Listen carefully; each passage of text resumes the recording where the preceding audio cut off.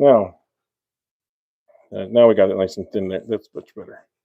And it'll get sanded out a little bit too. Now, I'm going to do a drop down cut right here. And what this does is it draws the eye down and takes it away from that ledge right here and puts the eye back on this one. So it makes it seem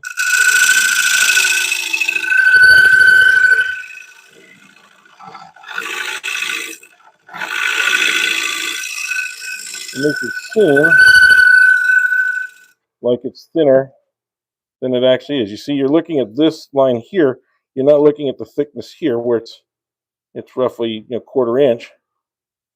Here, it's only like 1/16 of an inch.